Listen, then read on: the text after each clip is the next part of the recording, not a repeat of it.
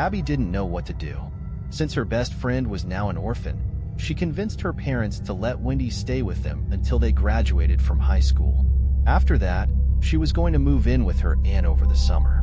Abby's main reasoning was that Wendy was going to need someone to lean on after such a horrible tragedy. Abby believed that she could be that person, but ever since Wendy moved in, she had started becoming withdrawn from the world around her. Wendy hardly talked to anyone, she barely ate, and she often woke up screaming in the middle of the night. She always acted as if someone was following her, watching her, yet she always wanted to be alone. Not to mention her appearance had become startling from lack of sleep and care. When Abby tried talking to her, Wendy just shut her out. Abby didn't want Wendy to deal with her pain alone, but what could she do? It wasn't like before, when the worst thing that could happen to her was a petty argument with her parents. Her parents, if only they were here. But if they were here, then Abby wouldn't be having this problem. It was all his fault. Oh, how she hated him. From the moment she laid eyes on him, she knew he was trouble. But Wendy couldn't see it. All she could see was someone she could try to save. Now it was her who needed saving, and he was still out there, somewhere. A month after the murders, on a rainy evening, Abby lay in her bed. Across the room from her, Wendy lay in her own bed scribbling furiously in a diary she had been keeping. When she finished, she placed it on her side of the bookshelf with her other belongings. Wendy then peeked out of her window and froze for a moment before closing the curtains. She looked over at Abby, who was starting to fall asleep. Abby, remember when we first met, in middle school? Yeah, why? I was just thinking back on my life, and how far I've come. I've been trying to write them all down. All the good memories I have to leave behind, after I'm gone. Abby sleepily propped herself up on one elbow to look at her. Gone? Where are you going? Wendy didn't respond right away. Nowhere. It was just a figure of speech. Abby stared at her for a minute, before collapsing back onto her pillow. Don't scare me like that. They were both silent for a minute. Abby started drifting off to sleep again. When we first met, I was the weird kid, Wendy said, waking Abby up again. I remember how nobody talked to me at first. I spent most of elementary school alone because I wasn't into the same things as every other kid my age. Then one day, you spoke to me. Yeah, Abby slurred, trying to remember. I told you I liked your dress, the one with the blue flowers on it. Yep, and we've been best friends ever since. And after that, more friends came. MMHMM. I never thanked you for that, for being my friend. You didn't have to thank me. I liked you. I liked the fact that you were different. At least back then you were. High school normalized you. They both chuckled. Yeah, I became normal, whatever that means. But I was still drawn to weird people. Yeah, Abby yawned. Remember all those guys I dated? Wendy laughed. Stefan, Drew, Gary, the guy who was obsessed with chins? Jeff, the homicidal psychopath. Wendy was quiet for a moment. Abby sat up and looked at her. I'm sorry, but I can't help being a little mad at you for this. It's been a long enough time since the funerals for me to say that. I know you couldn't have known, but the worst part is that you've changed on me. This is the longest conversation we've had since. No, you're right. I haven't been a good friend, and I'm sorry. Abby lay back down. No, don't be sorry. I forgot about that golden heart of yours. You could never think ill of anyone, not even him. He didn't seem dangerous at all while we were dating, Wendy said in a quiet voice. He was a bit distant and quiet, but I thought he genuinely loved. Wendy looked up to see that Abby had drifted off to sleep. She got up and walked over to her friend's bed. Crouching down in front of her, she tucked some stray hair behind her ear. Leaning down, she whispered in her ear, "Thanks for being my friend." Abby opened her heavy eyes long enough to see Wendy quietly walk out of the room. Wendy, where are you going? She moaned, but sleep overtook her as her vision got blurry, and then everything went black. The next morning, Abby woke up to find Wendy's bed empty. In fact, it didn't even look slept in. Abby sat up and tried to remember what happened the previous night.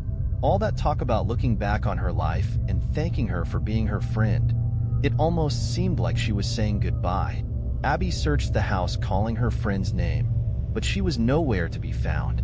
First she alerted her parents, then the police, and then the whole town. Some people claimed to have seen her on the night she went missing. But no matter how many search parties were sent out, no matter how much the reward was for any information on her whereabouts, no matter how much Abby wished, Wendy remained missing. 2 months after her disappearance, Abby noticed that the police were starting to give up. They had no leads and no evidence of any kind. They began treating her as runaway because of her deep depression over the deaths of her parents. Never mind the fact that none of her clothes or other belongings were missing. They didn't even bother to look through them. They assured Abby and her parents that Wendy would return when she was ready, or that she would eventually be found. Abby wasn't convinced, but she couldn't convince anyone else to listen to her. Her mother and father cared about Wendy very much, but they were tired and wanted to get on with their lives. So Abby had to find her friend on her own, or at the very least, find out what happened to her. Abby decided to start with Wendy's computer. Her boyfriend, Tucker, was an expert hacker. He could hack into just about anything. So when Abby asked if he could come over to try to break into her computer, he was almost insulted that she even asked if he could do it. After they successfully hacked into her computer, they did a wide search. Finding nothing suspicious, they decided to check her emails. But even after hacking into it, there were no emails or messages of any sort to give them a clue. Ugh!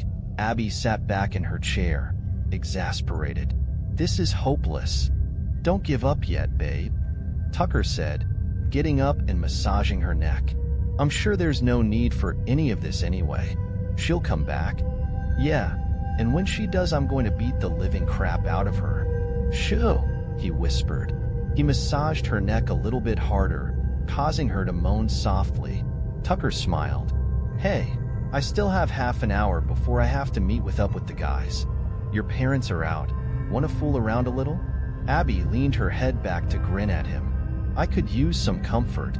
After he left, Abby straightened herself up and then continued to explore Wendy's computer. Looking at her search history, Abby wondered just what was going through her friend's mind before she disappeared. There were searches about night terrors, sleep paralysis, and articles on other recent disappearances happening around town. Abby eventually found herself back in Wendy's email. She hadn't thought before to check the spam folder, so she clicked on it. Abby was shocked to find that there were hundreds of messages in the folder, all from an anonymous email address. Abby clicked on an email which read, I'm coming for you. Abby was more than a little spooked.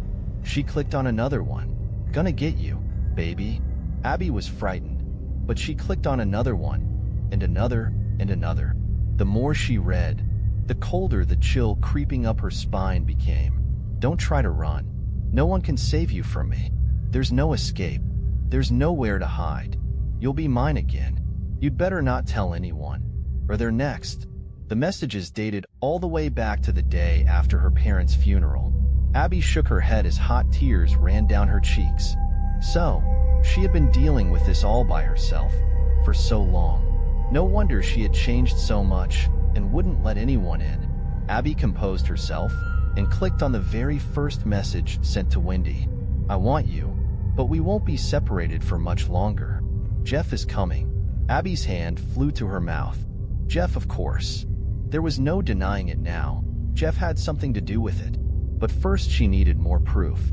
Abby quickly wiped away her tears and began to look through all of Wendy's things. She looked through her book bag, her side of the closest, under her bed, and her side of the bookshelf. She flipped through some of her notebooks. What she found were messages sloppily scrawled by her friend in the margins of almost every page. Jeff is coming. Jeff is coming for me. There's no escape for me. It's all over. I can't run. I can't hide. He won't stop. I have to protect them. No one else needs to die. Jeff. Jeff. Jeff. He's coming. She tossed it onto Wendy's bed to give to the police and looked through her other notebooks and textbooks, all the same. How could she have kept it inside all this time? Abby glanced at all the titles until her eyes rested on Wendy's journal, partially hidden underneath a world history textbook. Cautiously, she picked it up and read the first entry. Dear Abby, if you're reading this, stop right now. By now I have probably disappeared, and I know you want answers. But it's too dangerous. Just forget about me and move on with your life. You're strong, stronger than I am. But there is evil in this world that even you just can't fight. You'll definitely lose, so just put this down. In fact, bury it or burn it. It doesn't matter now that I'm gone. I only kept it so that I could stay sane. I wanted to write down everything I could remember about my life so that I wouldn't forget. I wanted to talk to you so badly, but that would have been sealing your doom. I won't make the same mistake twice. Goodbye, Abby. You're my very best friend and I love you. Have a great life. Love, Wendy. After a few moments of uncontrollable sobbing, Abby wondered why she left the journal behind if it was so dangerous. Maybe she didn't get the opportunity to get rid of it. Abby stared at the journal, conflicted about whether or not to continue reading. She decided to take the chance. She flipped to the next page, but it was just an entry about her earliest memory. It went on like that for the first half of the journal, as if she were trying to write down every single memory of her life that she could remember.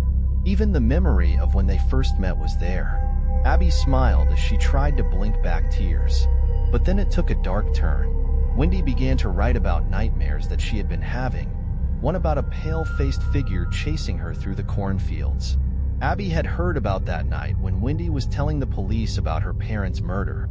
She remembered feeling infuriated about the fact that the police couldn't find the killer, even though he was just a teenage boy. The entries continued. Apparently, Wendy sometimes couldn't sleep at night because she heard noises outside the window. Sometimes when she thought she was alone, she would feel like someone was watching her, but when she looked, no one was there. But there was someone there, as confirmed by the messages she was receiving. There was even a time when she actually saw him. It was a cold night, about a week before she disappeared. She had gotten up to close the window when she saw him. He was standing outside their window with his hood up, head held down. Since their bedroom was on the second floor, he couldn't reach her. Still, he slowly lifted his head and locked eyes with her. Wendy gasped at the sight of his face, but she didn't turn away. They stayed like that for what seemed like hours. But when Abby shifted in bed, blissfully unaware of any danger, Wendy turned to make sure she was still asleep. When she turned back to the window, he was gone. If she knew it was him, then why did she gasp when she saw his face? Abby wondered aloud. She sank down onto the bed. So he was here this whole time, yet no one even knew?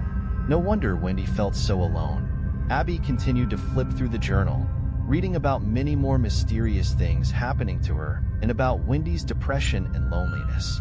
But it wasn't until she got to the back of the book that Abby shrieked and let the book slip from her hands. Abby dropped to the floor and slowly opened the book again. On the back cover of the journal was a sketch of Jeff, dated a week before Wendy disappeared.